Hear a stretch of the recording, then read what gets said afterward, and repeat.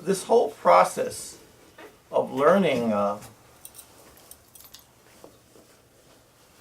how to find God, how to have deep experiences with reality, the key is intimacy. First, you have to have a curiosity.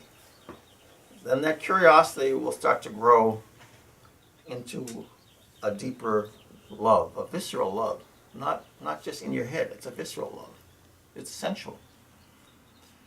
And in that course, you're learning greater and greater intimacy, a true intimacy with God.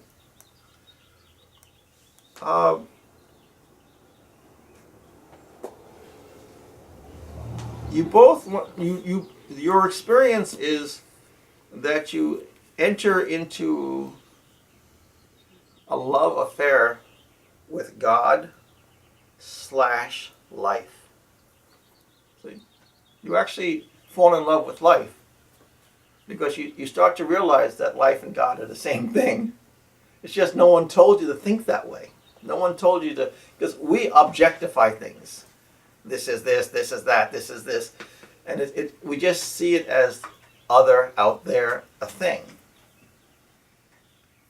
In your yogic process, how you experience life has to radically change. And that's why it takes a long time.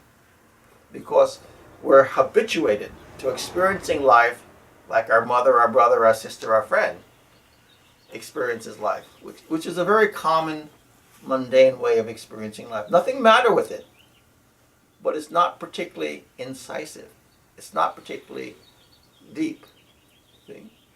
Sort of when a fellow, we'll just take a good fellow, like a John Muir.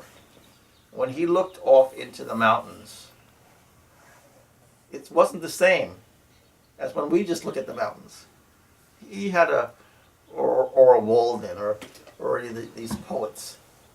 They look at life in a different way. That's just on a human level. Now on a yogic level, it's far grander and far deeper, where you're looking at the elements of life and seeking its origin. From whence has that come? What made that?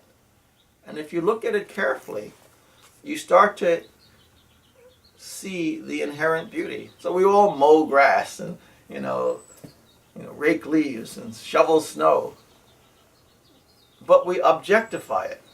Did we ever actually stop and take the time to carefully look at that and say, gee, I never thought about it, but that's really beautiful.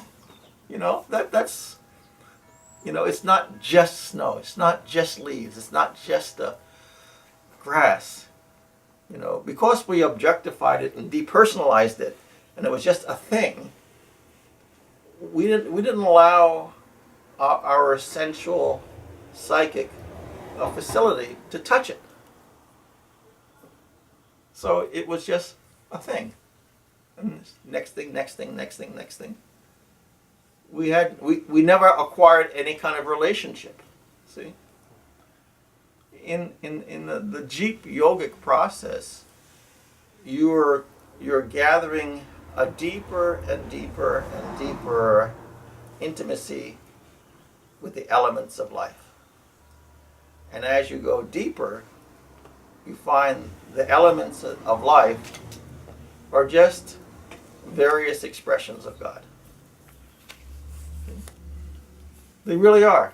But you have to learn to acquire that psychic context. If everything is just a thing, well then you're sort of depersonalized and you're just passing through. It's like a train roaring through a terrain and never looking out the window.